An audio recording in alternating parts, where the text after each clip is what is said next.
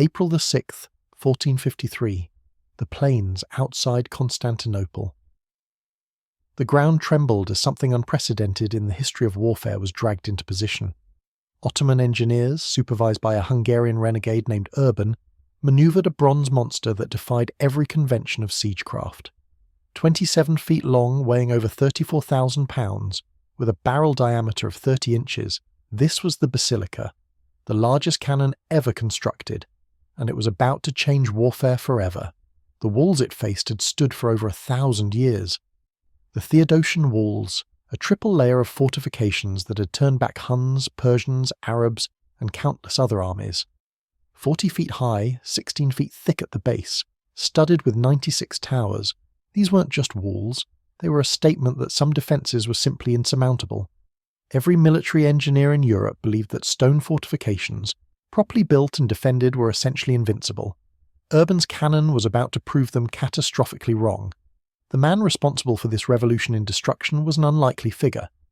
Urban, whose real name has been lost to history, appeared at the court of Byzantine Emperor Constantine XI in early 1452, offering to build great guns for the defence of Constantinople.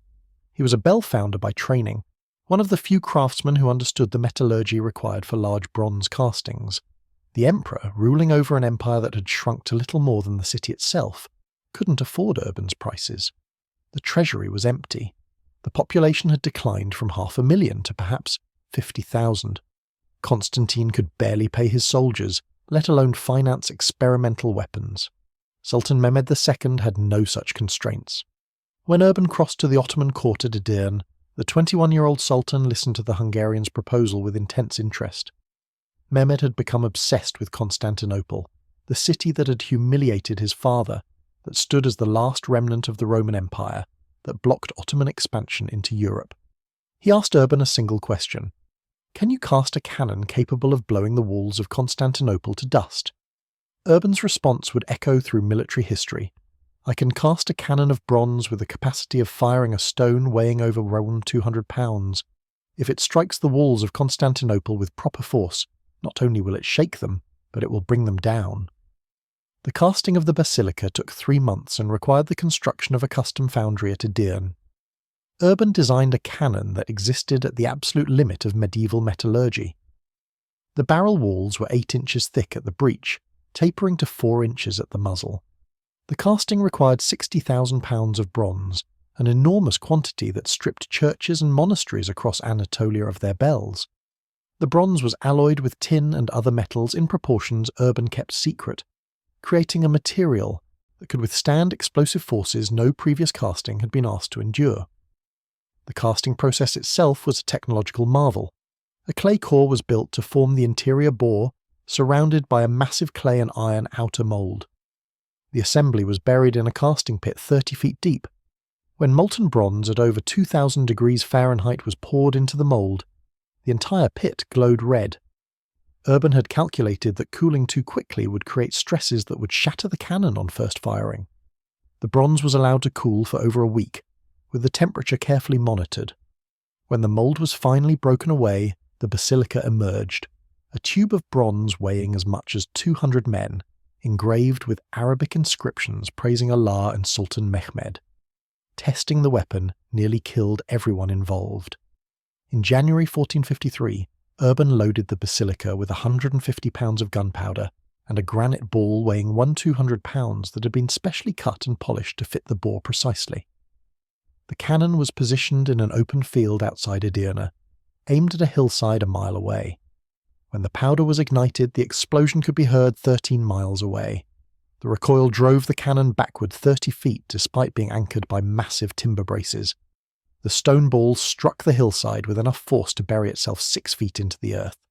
Observers reported that the impact sounded like thunder and that the ground shook as if from an earthquake. But Urban had created more than just the Basilica. He cast 68 other cannons for Mehmed's siege train, ranging from massive bombards firing 800-pound stones down to smaller pieces firing projectiles of 200 pounds. Each represented a quantum leap in destructive power over previous artillery. Medieval siege engines, trebuchets and mangonels could hurl stones weighing up to 300 pounds, but their impact was relatively gentle, a slow arc dropping from above. Gunpowder artillery fired projectiles on flat trajectories at velocities that multiplied the kinetic energy by orders of magnitude. A 600-pound stone travelling at 200 miles per hour carried more destructive force than a 300-pound stone dropped from a trebuchet by a factor of 20 or more. The journey to Constantinople became an epic of medieval logistics. The Basilica couldn't be transported on any existing wagon or cart. Urban designed a custom carriage pulled by 60 oxen, reinforced with iron strapping and moving on wheels 10 feet in diameter. A team of 200 men accompanied the gun, carrying spare tackle, repair materials, and the specialized tools needed to service the weapon. The column moved at less than 2 miles per day. Engineers went ahead, reinforcing bridges and widening roads to accommodate the monstrous cargo. At river crossings, entire temporary bridges had to be constructed. The journey from Edirne to Constantinople, normally a march of 6 days, took the Basilica nearly 2 months.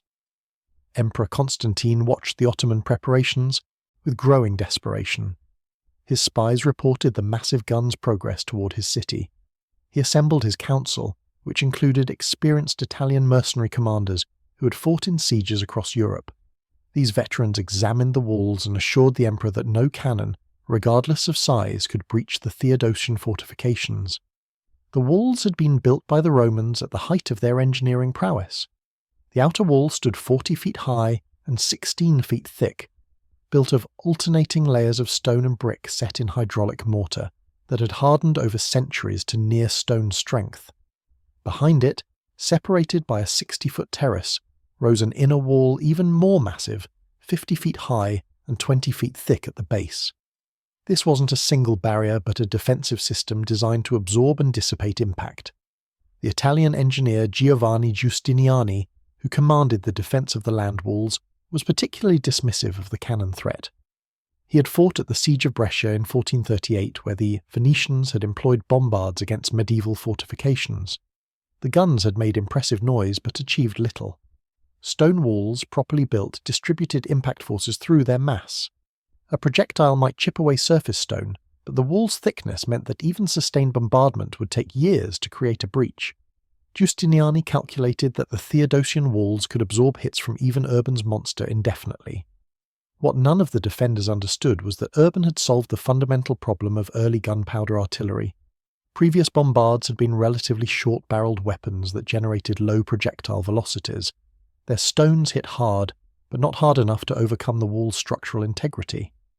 Urban's innovations in barrel length, powder charge, and projectile mass created impact energies that exceeded anything in previous military experience.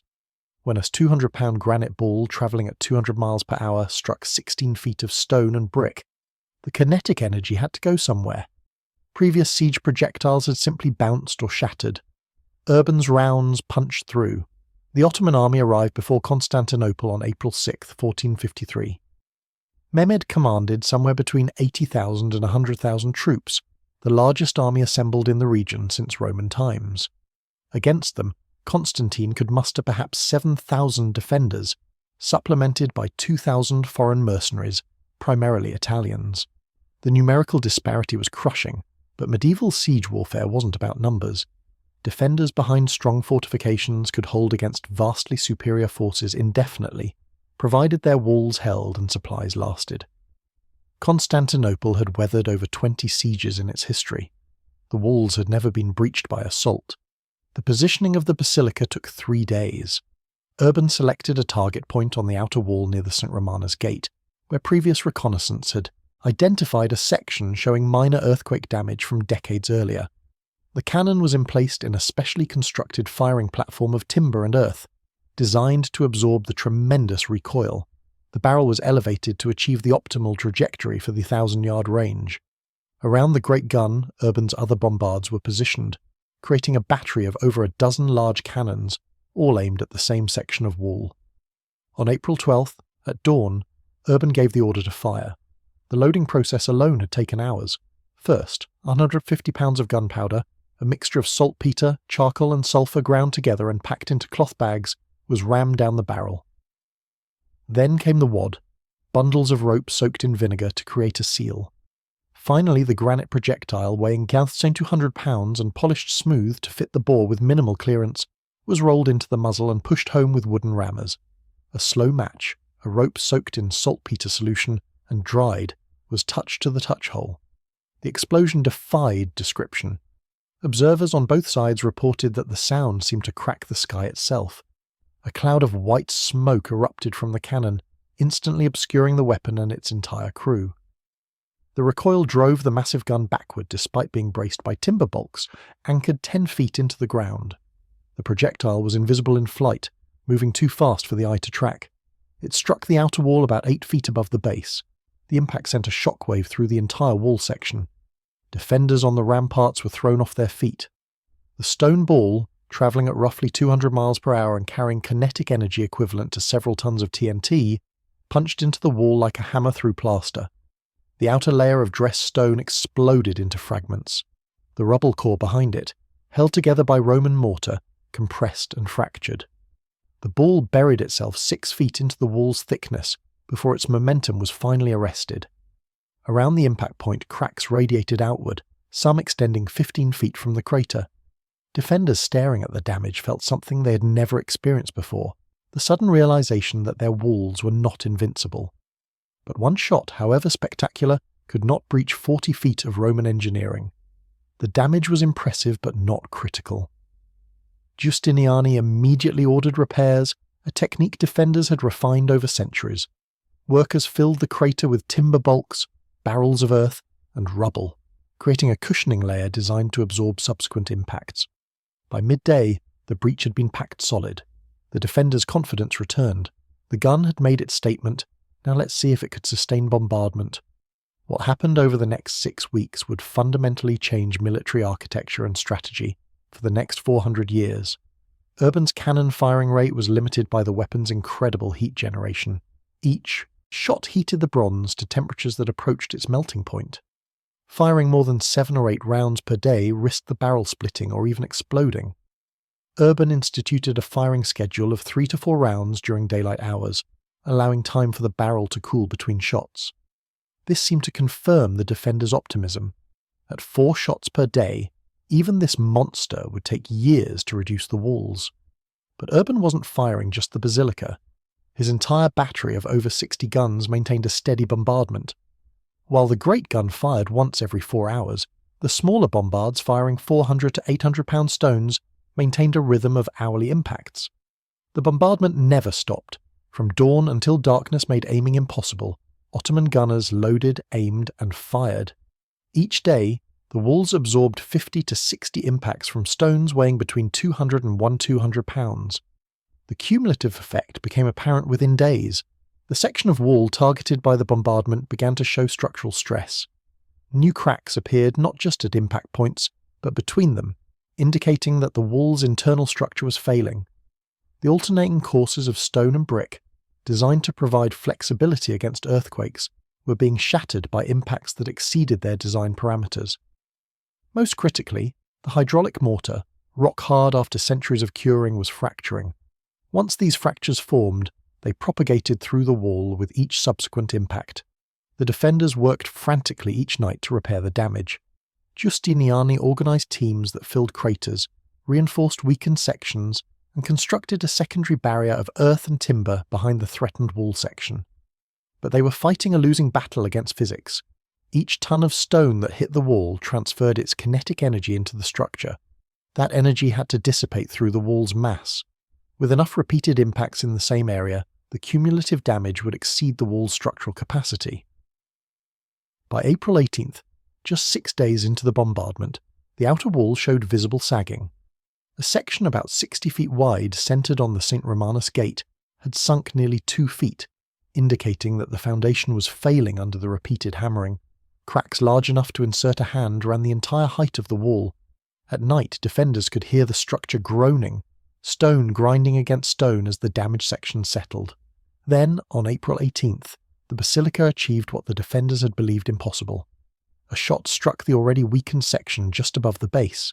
The 200-pound ball punched through not just the outer face, but through the entire 16-foot thickness of the outer wall. Defenders on the rampart felt the wall shudder and heard a sound like tearing cloth as the projectile emerged from the inner face in a spray of pulverized mortar and shattered brick.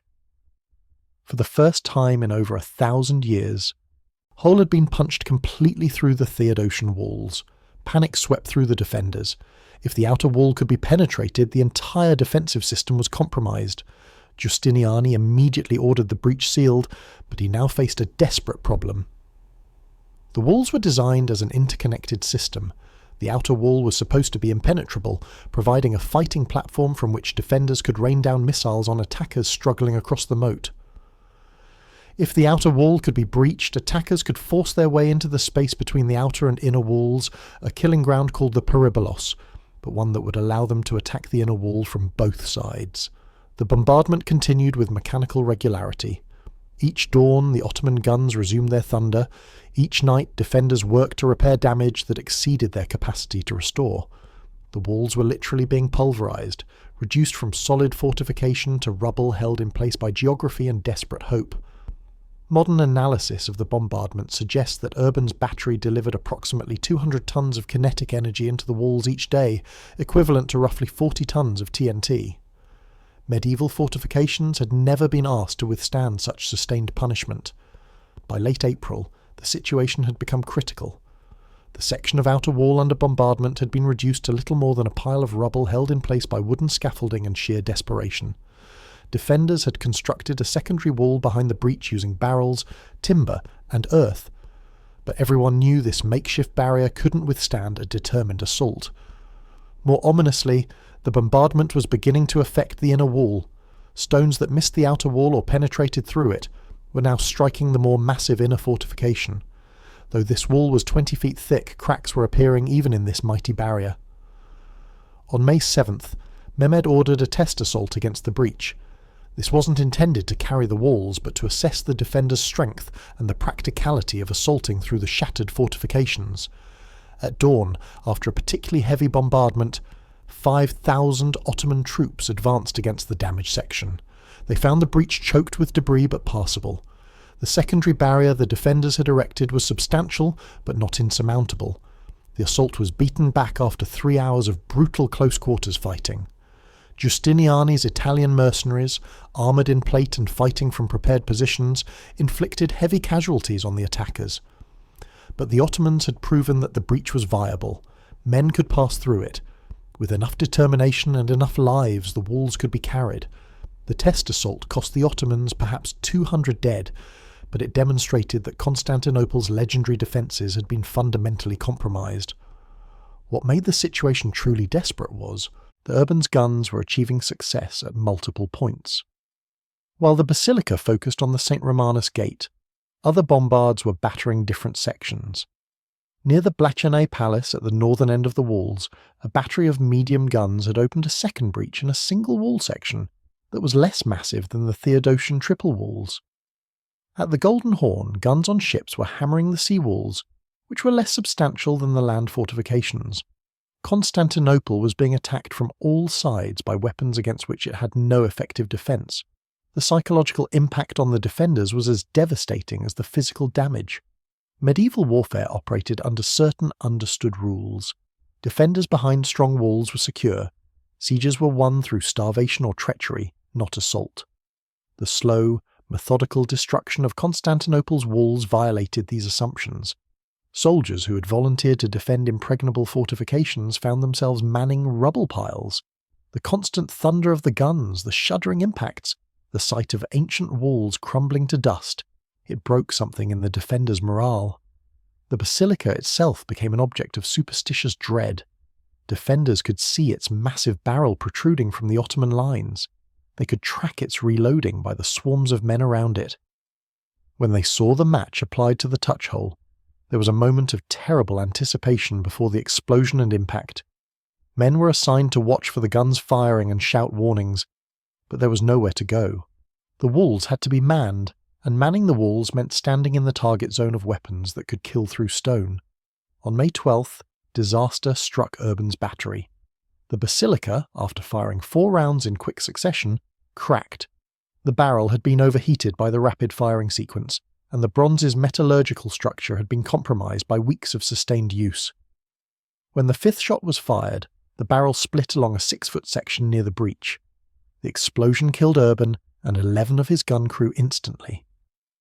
The massive cannon, the symbol of Ottoman technological superiority, was suddenly silent. The defenders celebrated when word reached them that the great gun had been destroyed. Surely this was divine intervention, proof that God would not allow the city to fall. But their celebration was premature. The Basilica had done its work. The walls were breached. More importantly, Urban had trained dozens of gun crews in his techniques. The other bombards continued their mechanical destruction. The Basilica's silence changed nothing about the wall's structural failure. Mehmed ordered his engineers to attempt repairs to the gun, but the crack was catastrophic. The barrel was beyond salvaging. However, the Sultan didn't need the Basilica anymore. The breaches were viable. On May 26th, he informed his commanders that the final assault would come on May 29th. The walls had fallen. Now it was time to take the city. The final assault began at 1:30 in the morning on May 29th, 1453. Mehmed had organised his attack in waves, designed to exhaust the defenders through sheer attrition. First came the Bashi bazooks, irregular troops and volunteers, poorly armed but numerous. They charged the breaches with ladders and crude weapons, absorbing the defenders' missiles and energy. After 2 hours, they were pulled back, having accomplished their mission of wearing down the Christians. Next came the Anatolian regulars, better trained and equipped. They pressed the attack at the St. Romanus Gate breach, forcing their way into the peribolos between the walls. Giustiniani's mercenaries held, but the fighting was desperate hand-to-hand combat in the rubble. The Anatolians attacked for 3 hours before being withdrawn. Finally, at dawn came the Janissaries, the Sultan's elite infantry. These were professional soldiers trained from childhood, equipped with the best weapons and armour in the Ottoman arsenal. They advanced in perfect order toward breaches that had been pounded by artillery for 6 weeks and attacked by 2 waves of infantry. The defenders, exhausted after 5 hours of continuous combat, their numbers depleted, their positions damaged, faced fresh troops who had spent the night resting and preparing. The critical moment came when a Janissary discovered a small postern gate near the Blaknay Palace that had been left unlocked. Approximately 50 Janissaries forced their way through this gate, climbing to the ramparts and attacking the defenders from behind. At almost the same moment, Giustiniani was seriously wounded by a crossbow bolt, or possibly an early firearm. The commander who had organised the defence for 7 weeks was carried from the walls, and his departure broke something in his men's resolve. The Janissaries poured through the breaches. The outer wall was abandoned. Defenders fell back to the inner wall, but this position was untenable. Ottoman troops were already inside the fortifications. The battle became a running fight through Constantinople's streets. By mid-morning it was over. Emperor Constantine XI died fighting in the streets, his body never definitively identified. Constantinople, the city that had stood for over 1,000 years, fell to an assault made possible by gunpowder artillery. The fall of Constantinople sent shockwaves through Europe that went far beyond the loss of one city. Military engineers across the continent suddenly understood that every castle, every city wall, every fortification built according to medieval principles was now obsolete. High, thin walls designed to be impregnable to siege engines and muscle-powered weapons were death traps against gunpowder artillery. The response was a revolution in military architecture. Engineers developed the Trace Italian, or star-fort design, that would dominate for the next 300 years. These new fortifications were low and thick, built of earth rather than stone, with angled bastions designed to deflect cannon fire. Where medieval walls stood 40 feet high and 16 feet thick, Renaissance fortifications might be only 15 feet high, but 60 feet thick, built of earth-packed ramparts that absorbed cannonballs rather than shattering under their impact. The transformation happened with incredible speed.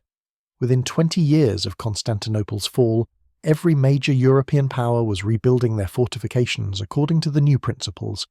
The castles that had dominated warfare for 500 years became architectural curiosities, too expensive to upgrade, too vulnerable to hold. Warfare shifted from sieges lasting years to campaigns of maneuver and battle.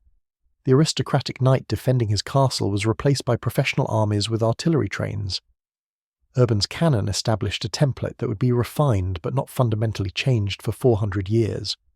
The principle of using controlled explosions to propel heavy projectiles at high velocity became the foundation of all artillery. From Urban's 27-foot bronze monster to the Paris gun of World War I, from Civil War Parrott rifles to modern howitzers, the basic concept remained. Generate gas pressure, contain it in a tube, use it to accelerate a projectile to destructive velocities. The metallurgy of gun founding became one of the most important technologies of the early modern period. The techniques Urban pioneered, casting large bronze tubes capable of withstanding explosive pressures, were refined and systematized. By the 1500s, gun founders could produce cannons with consistent quality, standardized calibers, and predictable performance. These weapons became so important that their manufacture was a state secret, with gun founders working under conditions of intense security. The social implications were equally profound. Medieval warfare had been dominated by aristocratic cavalry, knights whose expensive armour and training made them the decisive force on the battlefield.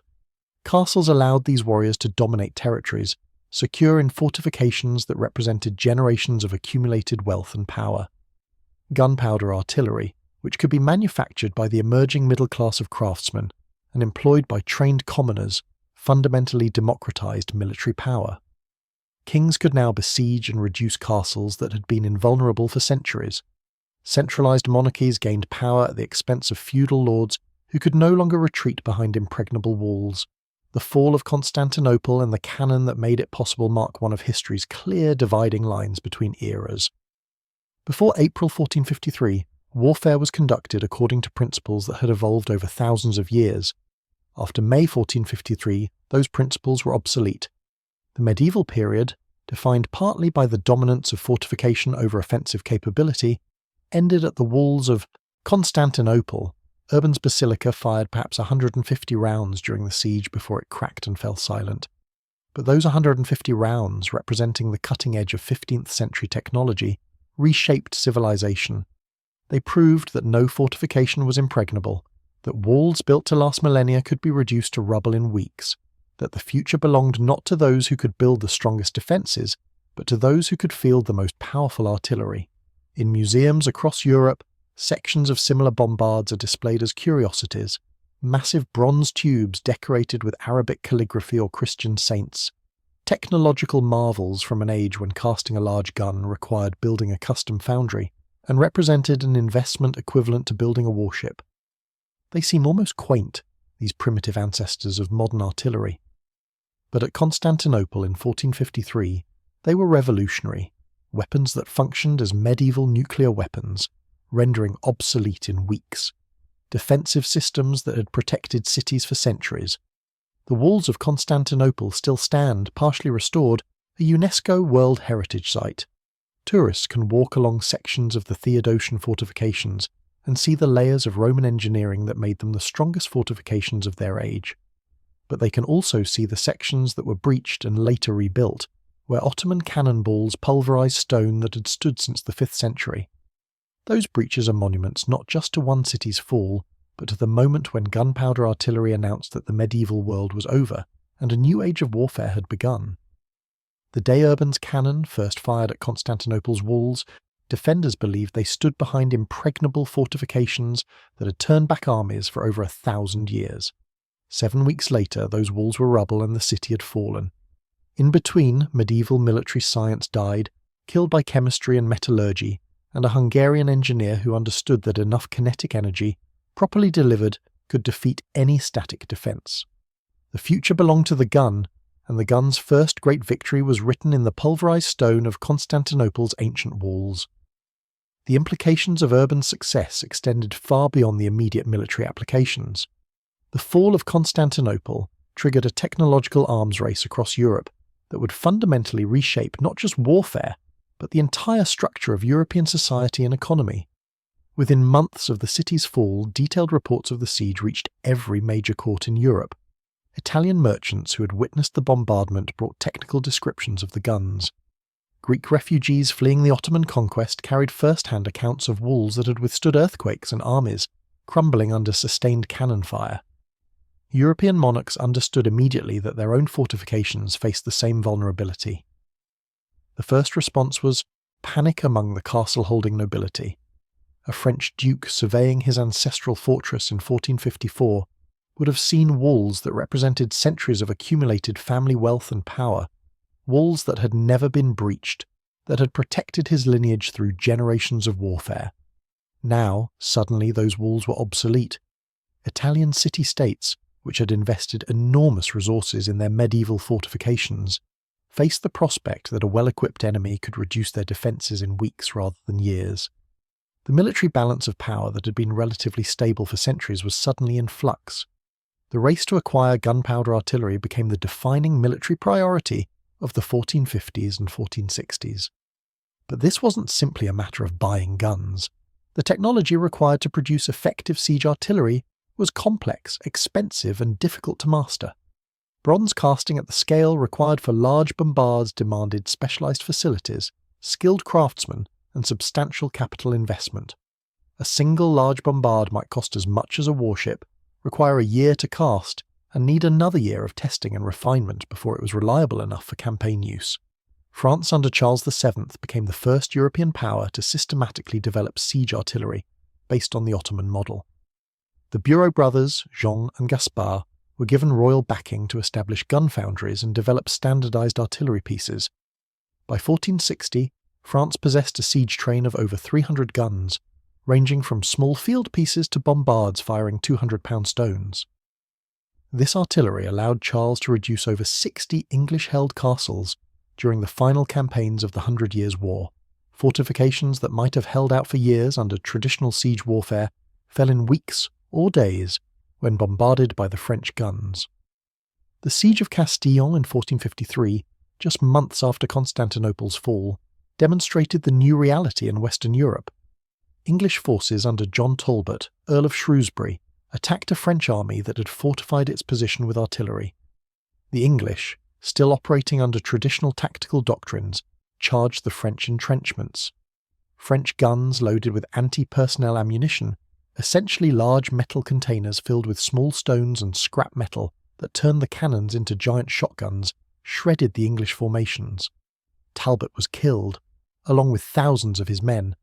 The battle effectively ended English ambitions in France and demonstrated that gunpowder weapons were revolutionizing not just siege warfare but battlefield tactics.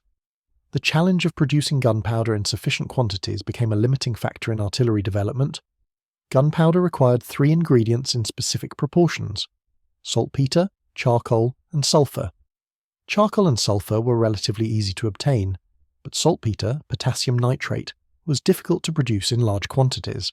In medieval Europe, saltpeter was harvested from deposits found in caves, cellars, and other locations where organic decomposition occurred in nitrogen-rich environments. Professional saltpeter men would scrape the crystalline deposits from walls and floors, a process that yielded limited quantities. The gunpowder required for a single shot from a bombard the size of Urban's Basilica weighed 150 pounds. A sustained bombardment firing 50 to 60 rounds per day from multiple guns required tons of powder. European states established saltpeter monopolies, compelling property owners to allow saltpeter men access to their buildings. In some regions, laws required that animal manure and urine be collected and composted in special pits designed to maximize saltpeter formation. The production and control of gunpowder became a state priority, with severe penalties for unauthorized manufacture or sale. The quality of gunpowder varied enormously in this period. The 3 ingredients had to be ground together intimately to ensure consistent burning. Early powder was simply mixed, which led to separation during transport and storage. The heavier saltpeter would settle to the bottom, while the lighter charcoal rose to the top. This meant the powder's burning characteristics changed unpredictably, sometimes resulting in weak charges that barely moved the projectile, other times producing excessive pressure that could burst the gun barrel. By the 1470s, powder makers had discovered that wetting the mixed powder, pressing it into cakes, and then breaking it into granules of consistent size, a process called corning, produced far more reliable results. Corned powder burned more consistently, was less prone to separation, and actually produced more gas pressure for the same weight of ingredients.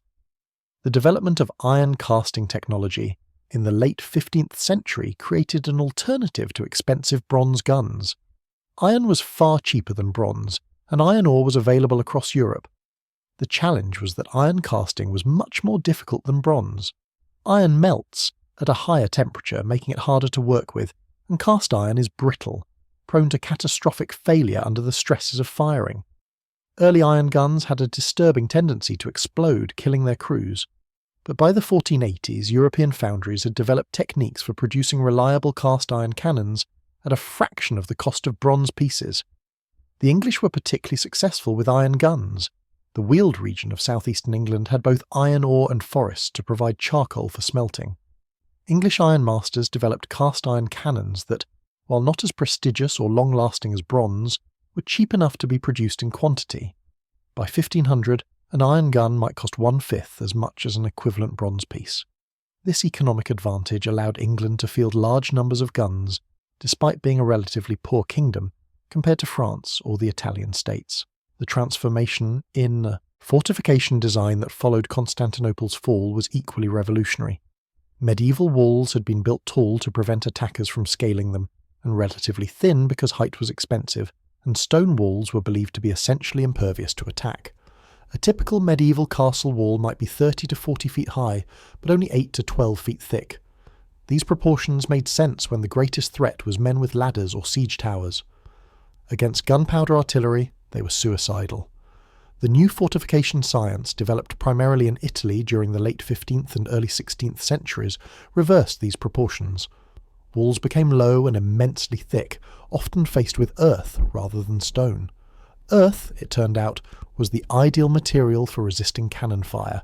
A stone wall shattered under impact, with cracks propagating through the structure and fragments becoming deadly projectiles that killed defenders. An earth rampart simply absorbed the projectile, which buried itself without causing structural damage. A ball that would shatter stone walls would disappear into earth with minimal effect. The angle of walls became critical. Vertical walls presented a perpendicular surface to incoming projectiles, maximizing the transfer of kinetic energy into the structure. Angled walls, sloped at 30 to 45 degrees, caused projectiles to strike at oblique angles where much of their energy was deflected. The Trace Italian design featured low, thick walls with angled faces, protected by projecting bastions that allowed defensive artillery to create overlapping fields of fire. These fortifications were vastly more expensive to build than medieval walls, but were effectively immune to the artillery technology of their era. The first true Trace Italian fortification was probably the fortress of Sazanello in Italy, rebuilt in the 1490s according to the new principles. By 1520, the design had become standardized across Europe. Cities tore down their medieval walls and replaced them with modern fortifications. The construction boom employed thousands of workers and bankrupted city treasuries, but the alternative was vulnerability to any enemy with siege artillery. The new fortifications were so effective that they shifted warfare away from sieges back toward field battles. A properly designed and garrisoned Trace Italian fortress could hold out for months or years against even heavy bombardment. Attackers faced the prospect of lengthy sieges that consumed resources and exposed armies to disease and starvation.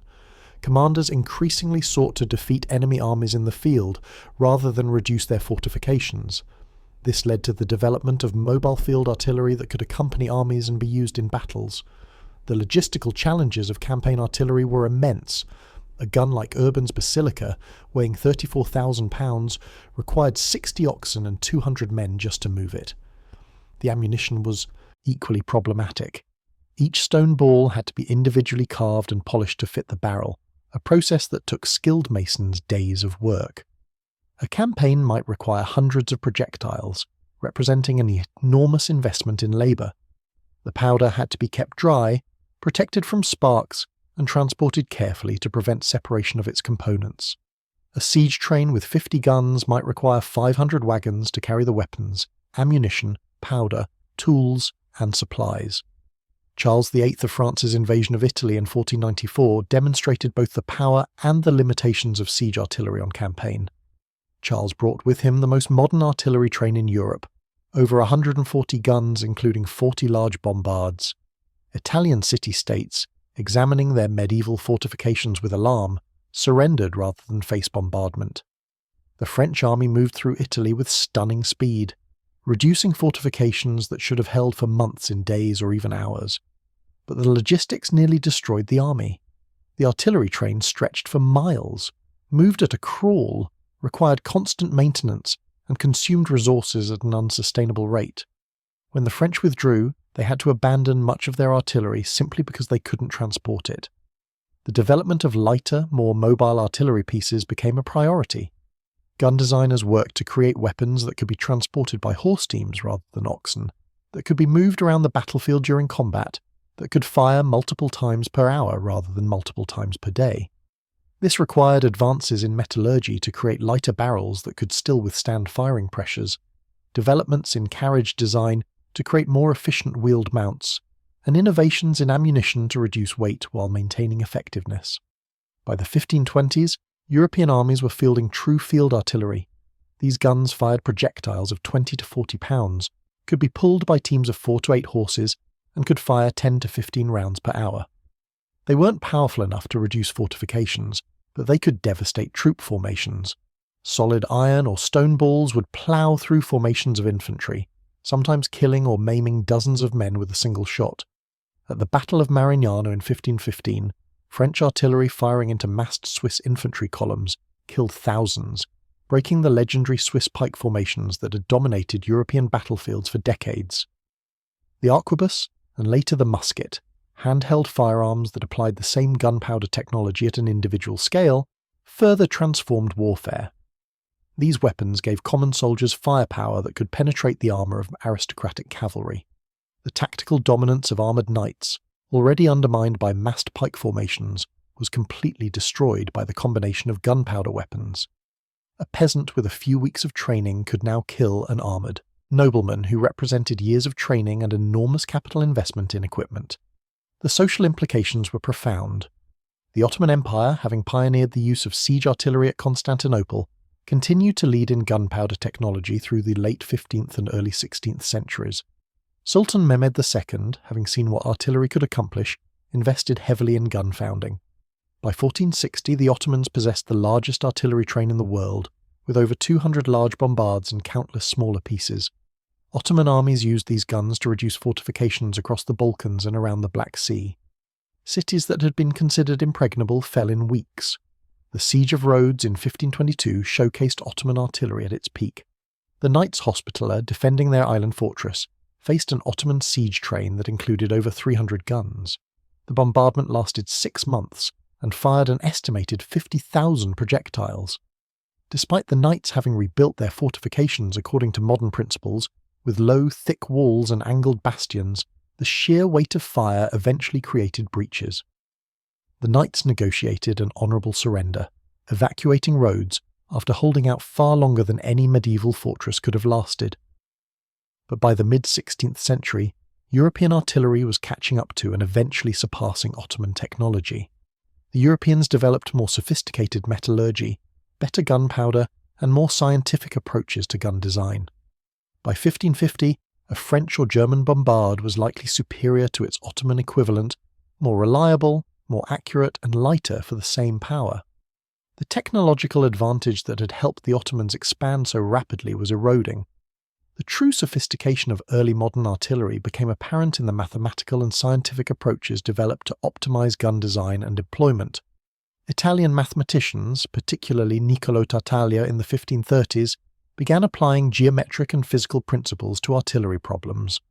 Tartaglia's work on ballistics, published in his 1537 treatise Nova Scientia, represented the first systematic attempt to calculate trajectories and optimal firing angles. While his mathematics were limited by the physics understanding of his era, he established the principle that artillery employment could be approached scientifically rather than relying purely on gunner experience. The development of standardized calibers represented another critical advance. Early artillery had been individually crafted, with each gun a unique piece requiring specifically fitted projectiles. By the late 15th century, gun founders began producing weapons in standard sizes. A 6-pounder gun, firing a projectile weighing 6 pounds, could use ammunition produced anywhere, loaded by any trained crew, and fitted with consistent powder charges. This standardization dramatically simplified logistics and allowed for the training of professional gunners, who could work with any piece of their rated class. The professionalization of gunner corps became a hallmark of early modern armies. Unlike the temporary hiring of craftsmen for specific sieges, As Mehmed had done with urban, permanent artillery units with trained officers and crew became standard. These gunners studied mathematics, learned the properties of different powder grades, understood how weather affected trajectories, and developed an almost intuitive sense of how to employ their weapons. By 1550, a master gunner in a European army was a highly trained specialist, often literate and numerate, who commanded respect and substantial pay. The cost of maintaining effective artillery forces became one of the defining features of early modern statecraft. Guns required constant maintenance. Bronze barrels needed to be periodically recast as repeated firings eroded the bore and weakened the metal structure. Carriages had to be rebuilt frequently as recoil stresses destroyed even well-crafted woodwork. Powder had to be manufactured, tested, stored properly, and periodically replaced as it degraded. Projectiles had to be cast or carved. Trained crews had to be retained and paid. The infrastructure to support all of this, foundries, arsenals, powder mills, testing ranges, required substantial capital investment. Only centralized states with effective tax systems could afford to maintain modern artillery trains.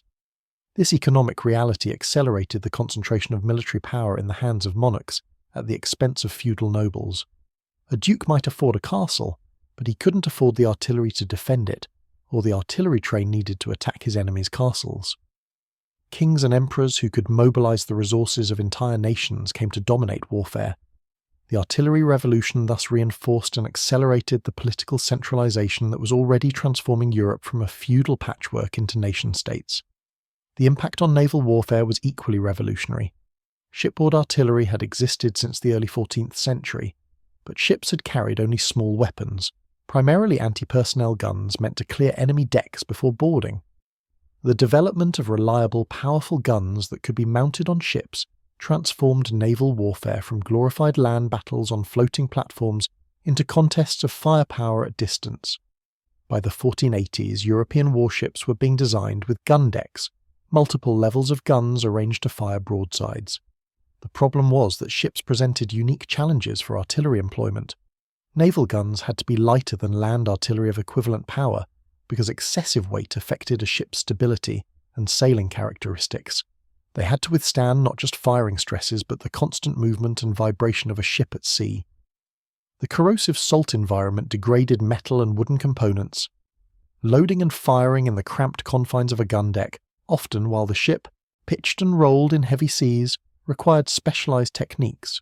The carrack and later the galleon, sailing warship designs that emerged in the late 15th and early 16th centuries, were essentially floating gun platforms designed around their artillery rather than treating guns as afterthoughts. These ships could carry 40 or more guns on multiple decks, with the largest weapons on the lower decks, where their weight helped stabilize the vessel, and smaller guns on upper decks. A well-designed galleon could fire broadsides weighing hundreds of pounds, enough to shatter another ship's hull at close range. The Battle of Diu in 1509 demonstrated the dominance of gunpowder-armed sailing ships over traditional naval forces. A Portuguese fleet of 18 ships, heavily armed with artillery, destroyed a combined Egyptian and Gujarati fleet of over 100 vessels. The traditional ships, galleys and dhows designed for ramming and boarding, were blown apart by Portuguese guns before they could close to fighting range. The battle established European naval dominance in the Indian Ocean and demonstrated that gunpowder had revolutionized naval warfare as completely as it had transformed land combat. The psychological and cultural impacts of the artillery revolution extended beyond military and political spheres. The sound of cannon fire became one of the defining sensory experiences of early modern life. Cities and armies celebrated victories or royal occasions with artillery salutes, the thunder of guns becoming a symbol of power and authority. The very landscape of Europe was transformed as medieval fortifications were torn down or buried under modern earthworks. The chivalric culture of medieval warfare couldn't survive gunpowder. Concepts of honour in single combat, of warfare as a test of individual prowess, of the battlefield as a place where aristocratic warriors demonstrated their virtue, all became obsolete when a common soldier with a gun could kill the most skilled knight. The literature and art of the period reflects this cultural shift, with growing emphasis on the mechanical, impersonal nature of modern war and nostalgia for an imagined past when warfare was conducted according to noble principles. Yet gunpowder weapons also democratized military power in ways that had profound social consequences. Peasant soldiers with firearms could now contribute meaningfully to battles, reducing the dominance of aristocratic cavalry. Cities could field effective militias armed with guns and defend themselves against noble armies.